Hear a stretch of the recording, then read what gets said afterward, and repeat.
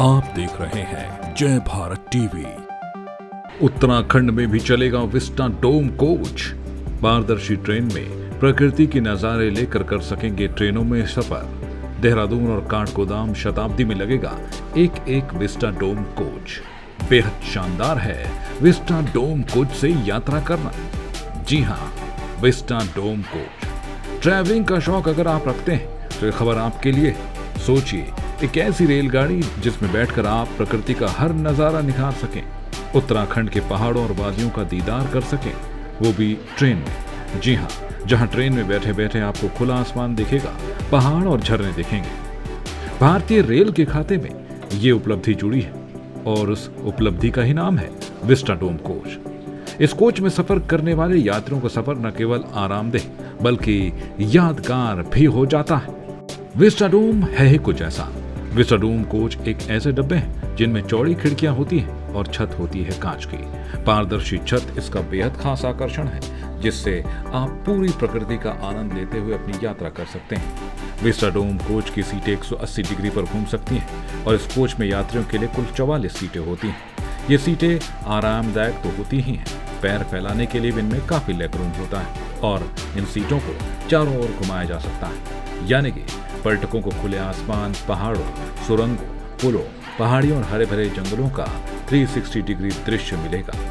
तकनीक का भी बेहद ख्याल इस विस्टा डोम कोच में लगाया गया है। कोच में पैसेंजर इंफॉर्मेशन सिस्टम के अलावा वाईफाई भी है ताकि लोग मनोरंजन और अपना काम भी कर सकें। साथ ही यहाँ लगे दरवाजे ऑटो स्लाइडिंग की तकनीक पर काम करेंगे, यानी दरवाजों को छूने या ताकत लगाने की जरूरत तक नहीं है, बल्कि ये सेंसर से काम करते हैं। विस्टा डोम कोच में मॉड्यूलर टॉयलेट और सबसे ज्यादा ध्यान साफ सफाई का भी रखा गया है। विस्टा डोम कोच की खासियत ये भी है कि इसमें हर जगह मोबाइल और लैपटॉप चार्ज के लिए चार्जिंग पॉइंट बनाए गए हैं। विस्टा डोम कोच की खासियत ये भी है कि इसमें पैसेंजर के खान पान का भी पूरा ध्यान रखा गया है।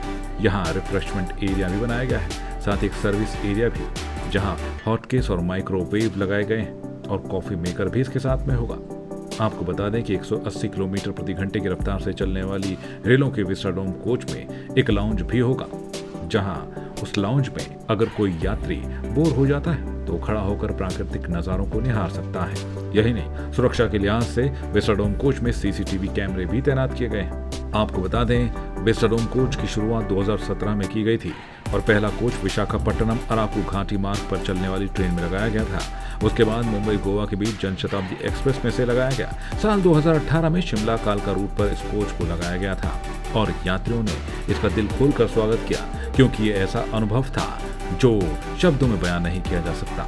और अब यही अनुभव देहरादून और काठगोदाम शताब्दी में सफर करने वाले लोगों को मिलने जा रहा है और इसमें एक विस्टा डोम कोच लगाने की तैयारियां भी शुरू हो गई हैं। जैसे ही ये vista dome coach Rajaji national park होकर उत्तराखंड के पहाड़ों से होकर गुजरेगा तो एक अलग ही नजारा, एक अलग ही अनुभव होगा।